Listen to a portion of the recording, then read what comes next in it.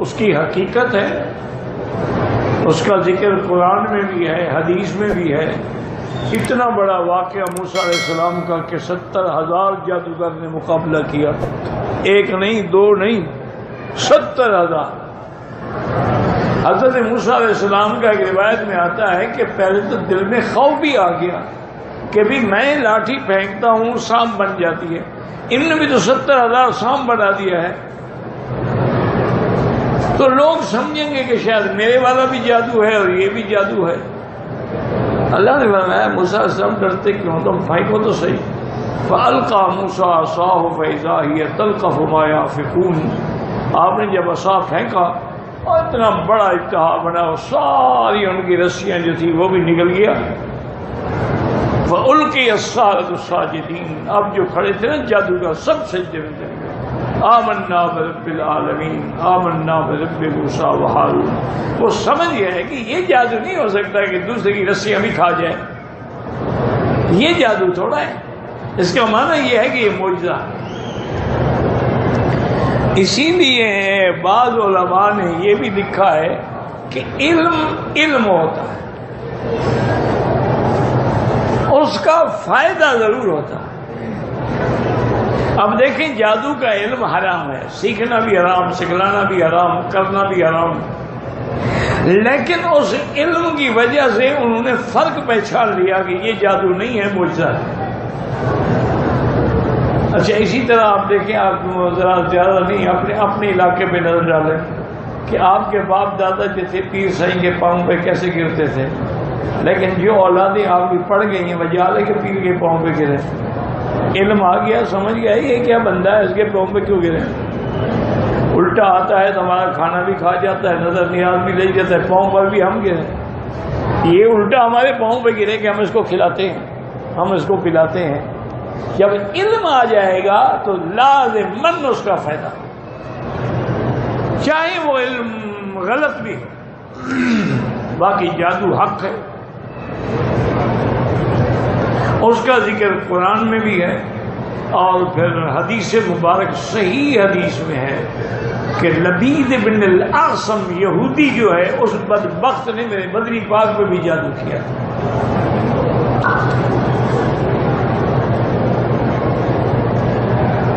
بالکل جادو نے اثر کیا، لیکن وہ اثر دنیاوی معاملے میں تھا، دین میں نہیں تھا۔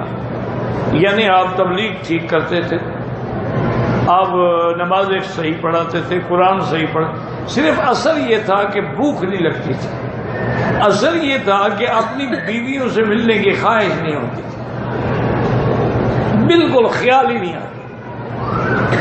اور یہ ہوتا ہے، ہمارے بھی دوست تھے مولانا یونس صاحب جو مظاہر العلوم سہارنپور کے شیخ الحدیث تھے، اللہ ان کی قبر پہ کروڑوں رحمتیں فرمائے، فوت ہو گئے۔ ان پہ جادو کا اتنا سخت اثر تھا،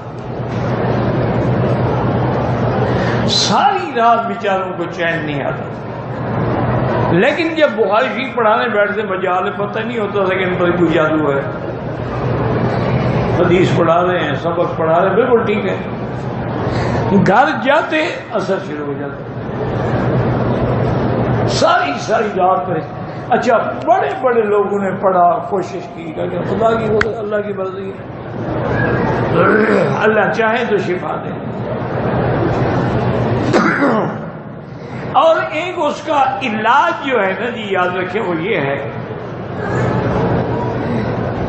کہ جس بندے پر جادو ہو نا، ٹیلی فون میں سورۃ البقرہ فیڈ کر کے ہیڈ فون اس کے کانوں میں لگا کے اس کو سنائے۔ پہلے تو وہ نہیں سنے گا، انکار کرے گا، لیکن زبردستی سنے اس کو، تھوڑا تھوڑا سنے گا، 2-4 دن کے بعد جادو بادو شیطان۔ کہتے ہیں کہ آج کل جادو اور کالا علم جو ہے بہت پھیل رہا ہے، بچنے کا طریقہ بھی یہی ہے کہ آپ لوگ قرآن کی طرف رجوع کریں اور صبح و شام اللہ کے قرآن کی تلاوت کریں، آیت الکرسی کی تلاوت کریں، معوذتین کی تلاوت کریں، تو انشاءاللہ بچے رہیں گے۔ باقی یہ تو نظام عالم ہے، کافر بھی رہیں گے، ہندو بھی رہیں گے، جادوگر بھی رہیں گے، مسلمان بھی رہیں گے۔ جنات کو اتارا جا سکتا ہے، یا آج کل ہر بندہ اس کام کے لیے جنات پہلی بات یہ ہے کہ کسی کو پکڑتے ہی نہیں ہیں، اگر پکڑ لیتے ہیں تو اللہ کے قرآن سے اتارا جا سکتا ہے۔ سورۃ البقرہ پڑھو، آیت الکرسی پڑھو، آخری صورتیں پڑھو، جن بھاگ جائیں گے۔ کہتے ہیں میرے اوپر بھی جادو ہے۔ بہرحال بیٹی اگر آپ پر جادو ہے نا تو سورۃ البقرہ ٹیلی فون میں فیڈ کر کے ہیڈ فون لگا کے سنا کرو۔ اگر جادو ہے تو انشاءاللہ زیادہ سے زیادہ 6-7 دن میں ختم ہو جائے گا، اور اگر نہیں ہے اور آپ وہم میں مبتلا ہیں تو پھر بلا وجہ کا وہم نہ کریں۔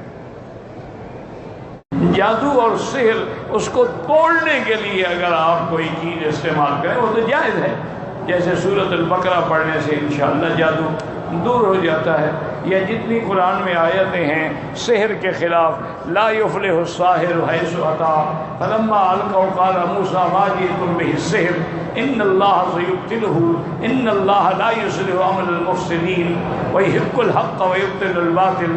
تو یہ آیتیں پڑھنا سحر توڑنے کے لیے بالکل جائز ہے۔ اور سب سے بڑا عمل ایک یاد رکھ لو، میں نہ پیر نہ فقیر، محض ایک طالب علم، لیکن سب سے بڑی چیز اللہ کا قرآن ہے۔ جس آدمی پر سحر ہے یا جادو ہے یا جن ہے، گھر میں بیٹھ کے سارے گھر والے مل کے پانی کا بڑا ڈول رکھ لیں اور سورۃ البقرہ پڑھ کے دم کرتے ہیں، وہی پانی اس کو پلائیں، اسی سے غسل کرائیں، وہی پانی گھروں میں ڈالیں، ہفتے میں ایک دفعہ پڑھیں، انشاءاللہ سب جن شن بھوت بھاگ جائیں گے۔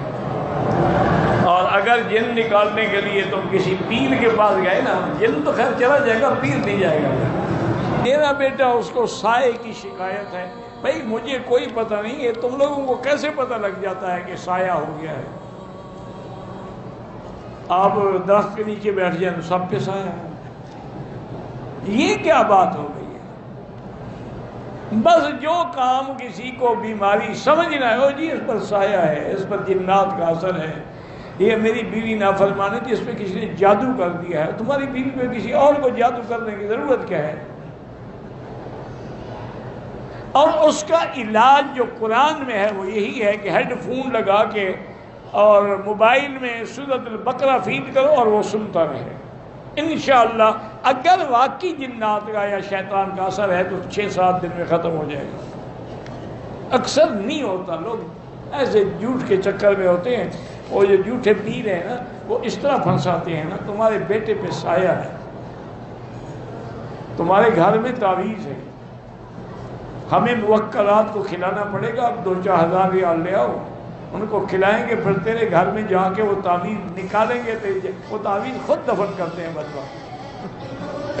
جی کہ عملیات والے جو ہیں، جو بندش کا توڑ کرتے ہیں، یہ جو توڑ کرتے ہیں یا جوڑ کرتے ہیں یا موڑ کرتے ہیں، ان کو میں نہ مانتا ہوں نہ جانتا ہوں، نہ مجھ سے پوچھا کرو کیا توڑ کرتے ہیں؟ کیا تم بندھے ہوئے ہو زنجیروں میں وہ توڑ دیتے ہیں؟ ماں کا نام کیوں پوچھے؟ جو پوچھتے ان سے پوچھو۔ اللہ کے بندے، ایک اصول یاد رکھو، علماء نے ایک قاعدہ لکھا ہے کہ جو عملیات والے یا تعویذ والے تم سے ماں کا نام پوچھیں، سمجھ جاؤ گے یہ کوئی غلط عمل کر رہے ہیں۔ اللہ کہتا ہے باپ کے نام سے پکارو، یہ کہتے ہیں ماں کا نام بتاؤ۔ میرے خیال میں انہی جھوٹے لوگوں سے متاثر ہو کر یورپ والوں نے قانون بنا لیا ہے، پاسپورٹ میں ماں کا نام لکھا جاتا ہے۔ اچھا ویسے بھی وہاں لڑکا جو پیدا ہوئے، لڑکی پیدا، اس کی ماں کا لکھا جاتا ہے، باپ کا نہیں لکھا ہے، کیونکہ باپ کا تو پتہ ہی نہیں ہوتا نا کہ باپ کون ہے، کس کس کا نام پتہ ہے وہ، اس لیے ماں کا لکھ دیتے ہیں، جو ماں کا تو پتہ ہے نا۔